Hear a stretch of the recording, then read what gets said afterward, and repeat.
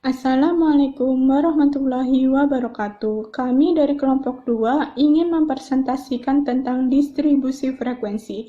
Dengan saya, Yuhanda Rizky Salawati, NPM 2019-13-500-187, dan teman-teman saya ada Rifki, Rizky, dan Wiji.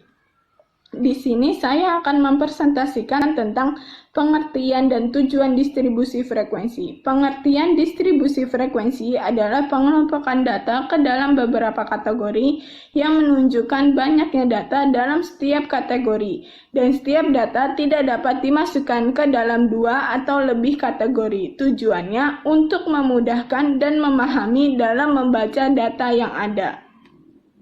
Bagian-bagian distribusi frekuensi itu yang pertama ada kelas, batas kelas, tepi kelas, titik tengah kelas, interval kelas, panjang interval kelas, dan frekuensi kelas. Nah, di sini saya sudah membuat keterangan-keterangan dari bagian-bagian distribusi frekuensi. Nah, yang pertama itu ada kelas. Kelas adalah kelompok nilai data atau variabel. Yang kedua ada batas kelas. Batas kelas adalah nilai-nilai yang membatasi kelas yang satu dengan kelas yang lain. Batas kelas itu ada dua, ada kelas atas dan kelas bawah. Kalau kelas atas itu terdapat di deretan kanan setiap kelas, sedangkan batas kelas bawah itu terdapat di deretan kiri setiap kelas. Yang ketiga ada tepi kelas.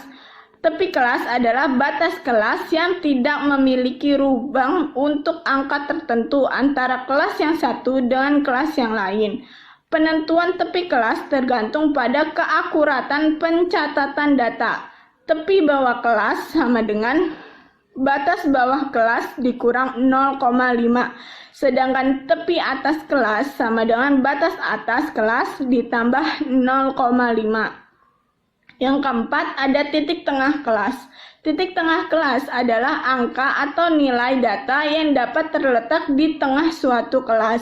Titik tengah kelas merupakan nilai yang mewakili kelasnya. Titik tengah kelas batas atas ditambah batas bawah dibagi 2. Yang kelima ada interval kelas. Interval kelas adalah selang yang memisahkan kelas yang satu dengan kelas yang lain. Yang keenam ada panjang interval kelas, jarak antara tepi kelas dan tepi bawah kelas. Yang ketujuh adalah frekuensi kelas, banyaknya data yang termasuk ke dalam kelas tertentu. Nah, di sini saya sudah memberikan contoh soal. Di sini ada tabel nilai dan frekuensi. Dan di sini ada pertanyaan dari data tabel di samping, carilah banyaknya kelas, batas kelas pertama, tepi kelas pertama, titik tengah kelas, interval kelas, panjang interval kelas, dan frekuensi kelas. Dan di bawahnya sini juga saya sudah menyiapkan jawaban-jawabannya. Di slide selanjutnya, saya latihan. Bismillahirrahmanirrahim. Assalamualaikum warahmatullahi wabarakatuh. Perkenalkan, nama saya Muhammad Rifki Sabrawi, mahasiswa pendidikan matematika kelas R3C NPM 2019-1350-0221 dari kelompok 2A dalam mata kuliah Statistika Dasar. Di sini saya akan melanjutkan untuk menjelaskan mengenai pembahasan tentang distribusi frekuensi. Di sini saya dapat tugas untuk menjelaskan bagaimana langkah-langkah dalam pembuatan distribusi frekuensi. Untuk mempermudah dalam menjelaskan, saya buat contoh soal, yaitu dengan mempersiapkan data. Jumlahnya ada 70 data nilai secara acak. Jadi untuk mempermudah kita untuk belajar memahami dalam materi distribusi frekuensi ini. Langkah pertama, kita mulai dulu dari data yang paling rendah nilainya. Paling rendah nilainya di sini saya dapat data dengan nilai 60 dan data terbesar adalah 94. Data terbesar adalah 94. Dan langkah kedua, kita menentukan rentang atau range-nya, atau bisa disebut selisih dari data terbesar atau dengan data terkecil. Jadi untuk menghitung range atau rentang jarak dari data terbesar dengan data terkecil adalah menyelisihkan data terbesar dengan data terkecil, yaitu 94 dikurang 60, yaitu hasilnya adalah 34. Jadi range-nya adalah 34. Dan langkah ketiga kita tentukan dulu kelasnya. Kelas atau pengelompokan itu, kelompok. Itu kita menggunakan aturan Sturges, yaitu aturan yang menggunakan rumus 1 ditambah 3,322 log n, di mana n ini adalah banyaknya data yang akan kita hitung. Karena datanya ada 70, jadi kita hitung 1 ditambah 3,322 log 70. Dari log 70 kita mendapatkan nilai 1,845. Jadi 1 ditambah 3,322 dikali 1,845. Kita hitung dulu yang dikali, jadinya 1 ditambah 6,0885 hasilnya. Hasilnya lalu kita tambahkan dari 1,0885 ini, 1 tambah 6,0885 ini, hasilnya mendapatkan 7,0885. Karena kita mencari pengelompokan itu kita harus menggunakan bilangan asli atau bilangan yang tidak ada komanya. Jadi dari 0,7885 ini kita bulatkan nilainya menjadi 7. Lalu setelah kita mendapatkan kelasnya, kita mencari dulu panjang kelasnya. Misalnya dari kelas 1 ini ada berapa orang? Apakah 4, 5, atau 6? Kita hitung dulu. Untuk menghitung panjang kelas, kita cari dulu rumusnya dengan menggunakan P sama dengan R per K, yaitu P itu adalah panjangnya kelas, R adalah rentang atau selisih data terbesar dengan data terkecil per kelas, yaitu data yang kita hitung tadi, yaitu kelasnya. Jadi kita hitung 34 per 7 adalah 4,0857. Kita bulatkan lagi karena ini menggunakan bilangan asli. Jadi hasilnya adalah 5. Setelah itu, ketika kita sudah dapat kelas nih, dapat 7 kelas, dan dari 7 kelas atau 7 kelompok, dan dalam satu kelompok atau kelas ini harus ada 5 nilai. Kita tentukan dulu batas atas dengan batas bawah, batas bawah dengan batas atas. Untuk menentukan batas bawah dengan batas atas, kita hitung dulu. Batas bawahnya kita menggunakan nilai paling rendah. Jadi nilai paling rendah itu adalah 60. Lalu untuk mencari batas atas dari batas bawah ini, kita tulis juga kita menggunakan rumus batas bawah ditambah panjang kelas dikurang 1. Jadi 60 ditambah 5 dikurang 1. Hasilnya adalah 64. Begitu terus sampai kelas ke-7. Dengan hasil kelas tertinggi itu adalah 94, batas atasnya. Oke, jadi setelah mendapatkan langkah-langkahnya dari kita dapetin kelas interval bagian atas dan bagian bawah. Jadi kita tinggal hitung lagi nih kelas frekuensi dari masing-masing kelas. Jadi frekuensi 60 dan 64 kita hitung. 60 nya ada 1, 63 nya ada 1, jadi 2 kelas kelas interval 60 dan 61 itu frekuensinya ada 2. Jadi lalu kelas interval 65 hingga 69 kita hitung frekuensinya 65 kosong, 67 ada 66 dulu ada 1 2 67 ada 1 2 3 4. Berarti totalnya ada 6. Lalu dari kelas interval 70 hingga 74, kita hitung 70, 1, 2, 71 ada 1, 2, 72 ada 4, 73 ada 2, 74 ada 5, jadi totalnya ada 15. Total frekuensi pada kelas interval 70 hingga 74. Kita hitung lagi ke total kelas interval 75 hingga 79. 75 ada 1, 2, 3, 4, 5, 6, 7, 8. 76 nggak ada. 77 ada 1, 2, 3, 4, 5. 78 ada 5, 79 ada 2. Jadi totalnya ada 20. Lalu kita masuk ke kelas interval 80 hingga 84.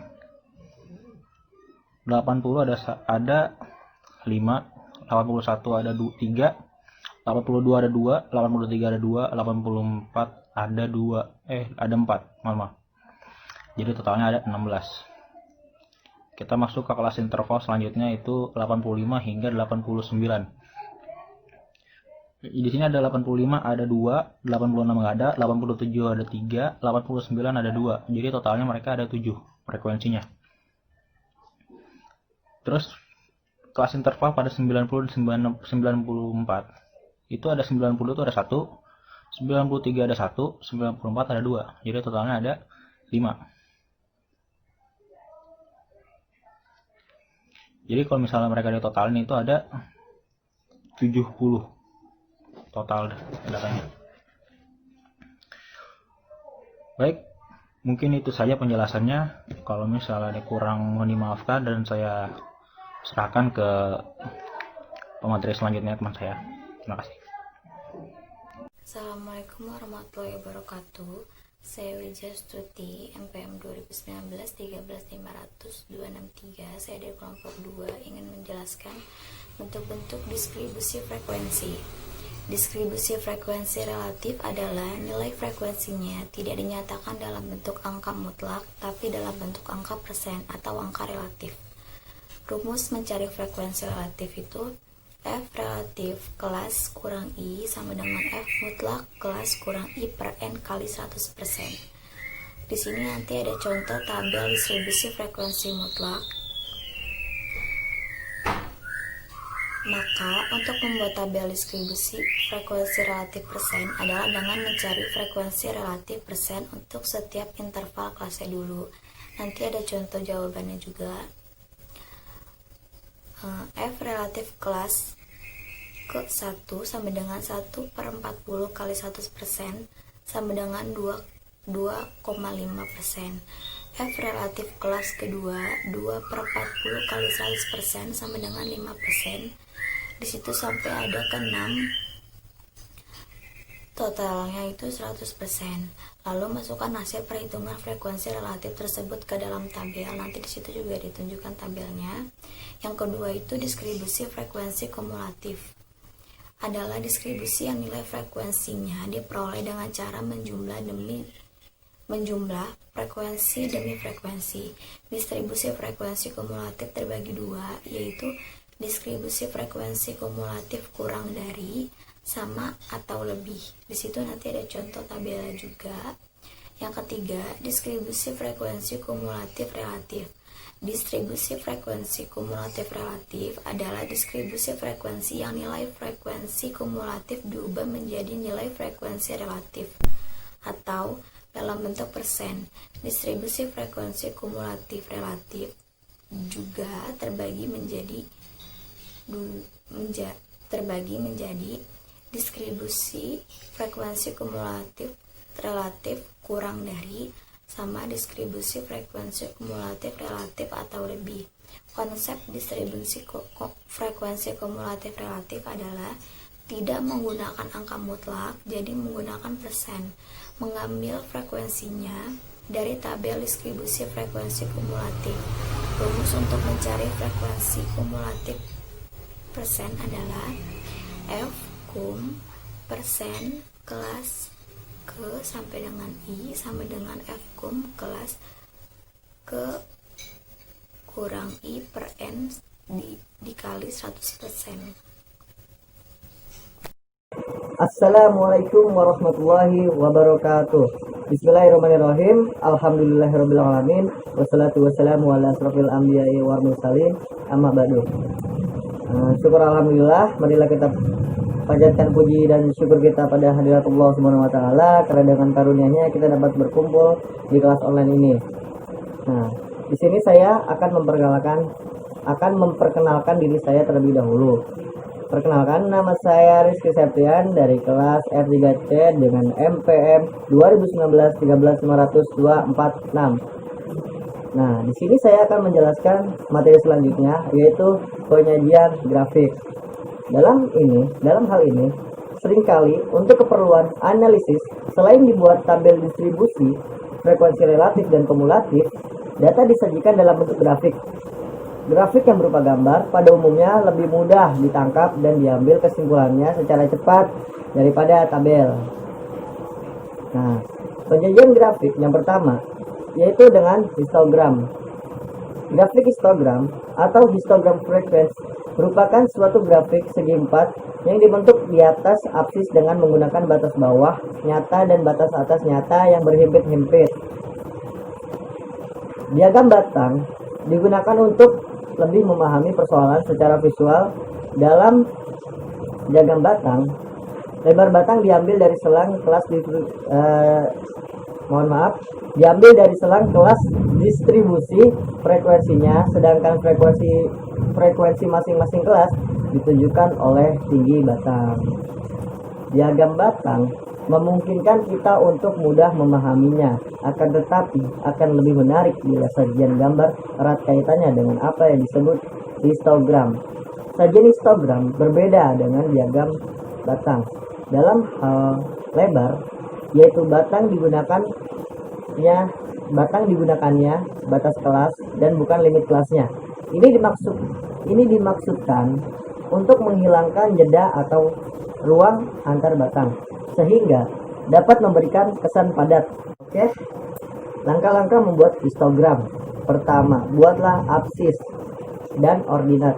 Apsis itu sumbu mendatar X yang menyatakan nilai, sedangkan ordinat sumbu tegak Y yang menyatakan frekuensi. Langkah kedua, buatlah skala apsis dan ordinat. Kita buat tuh skalanya kayak gini biasanya tuh. Nomor 3, buatlah batas kelas dengan cara setiap tepi bawah kelas dikurangi dengan 0,5. Yang keempat, membuat tabel distribusi frekuensi untuk membuat grafik histogram. Nah, di sini kita bisa lihat contohnya di tabel distribusi frekuensi nilai statistik, yaitu kelasnya ada 7, interval kelasnya dari yang kelas pertama 25 sampai 34, dari kelas terakhir 85 sampai 94. Nah, batas kelasnya ini masing-masing dikurang 0,5. Yang batas kelas yang pertama itu 24,5, yang terakhir 84,5. Nah, di sini kita singkat saja, langsung kita lihat ke grafiknya. Grafik histogramnya seperti ini. Sudah paham sampai sini? Paham teman-teman? Nah, yang kedua, grafik poligon. Grafik poligon adalah grafik garis yang menghubungkan nilai tengah dari setiap interval kelas agar ujung kiri dan kanan tertutup. Maka perlu ditambah satu kelas pada kelas pertama dan satu kelas lagi sesudah kelas terakhir dengan frekuensi masing-masing 0. Nah, jadi di sini pokoknya ditambahin kelas pertama sama kelas kedua. Sama kelas terakhirnya ditambahin 1. Nah, di sini kita cara menentukan nilai tengahnya dapat kita cari dengan cara menjumlahkan tepi bawah dengan tepi atas kelas dari setiap interval kelas, kemudian dibagi 2. Contohnya kelas ke 1 25 ditambah 25 ditambah 34 dibagi 2 sama dengan 29,5. Dan kelas kedua seperti itu juga, bisa dilihat di sini nih, baca aja sendirilah, saya males. Untuk interval kelas lain dapat dicari dengan cara yang sama dan hasilnya di tabel ini, di tabel 2.10. Nah, bisa dilihat. Nah, bedanya dengan grafik diagram batang, kalau diagram batang itu menggunakan batas kelas, sedangkan diagram poligon atau grafik poligon menggunakan titik tengah kelas. Nah, biasanya grafik histogram dan poligon itu dijadikan satu, bisa digabungkan. Nah, kemudian penyajian data yang lain yaitu diagram lingkar atau pie chart, yang kue gitu loh, kue bulat itu loh, yang sering kita pakai untuk merayakan ulang tahun yang alay-alay itu. Kemudian diagram lingkaran merupakan suatu lingkaran yang dibagi menjadi beberapa bagian lingkaran, di mana besar setiap bagian lingkaran tergantung dari besar kecilnya variabel. Perhitungan nilai bagian lingkaran dihitung berdasarkan persentase. Langkah-langkahnya membuat diagram ini antara lain. Ini ada rumusnya. Kita bisa cari seperti ini rumusnya, di mana persentase bagian lingkaran frekuensi kelas I. TF sama dengan total frekuensi. Nah, contohnya kelas sama dengan 6 orang, TF-nya 65. Nih, pertama caranya 6 dibagi 65 kemudian dikali 100, ya ketemulah 9,2%. Nah, untuk kelas yang lainnya sama. Nah, contohnya seperti tabel ini nih. Nah, kita lihat tuh diagramnya jadi deh. Nah, yang terakhir ini yang agak sulit, yaitu penyajian data dengan OGIF.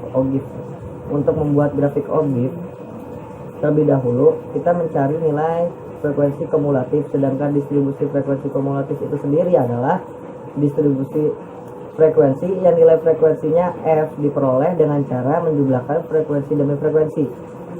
Distribusi frekuensi kumulatif dibagi dua, yaitu yang pertama yang kurang dari atau negatif, yang kedua yang lebih dari atau positif. Nah, langkah-langkahnya seperti ini. Yang pertama, menentukan nilai frekuensi kumulatif dengan menggunakan rumus yang sudah ditentukan. Rumusnya ini kita baca saja, F sama dengan F ke 1, F ke 2, dan titik-titik dan seterusnya sampai F ke N, dimana F sama dengan frekuensi kumulatif, F ke N frekuensi setiap kelas. Nah, yang kedua kita menghitung dah frekuensi kumulatif positif dan negatifnya. Nah, di sini contoh tabelnya. Nah, tabelnya tuh seperti ini. Ini contohnya, kita bisa lihat yang kurang dari dan yang lebih dari. Kita lihat. Oke. Nah, sampai sini saya mengucapkan terima kasih telah mendengarkan. Apabila banyak kesalahan mohon dimaafkan. Mohon maaf apabila kurang jelas. Sekian dari saya, hanya itu yang materi yang dapat saya sampaikan. Kesalahan datang dari saya, kebenaran hanya milik Allah. Terima kasih. Wassalamualaikum warahmatullahi wabarakatuh.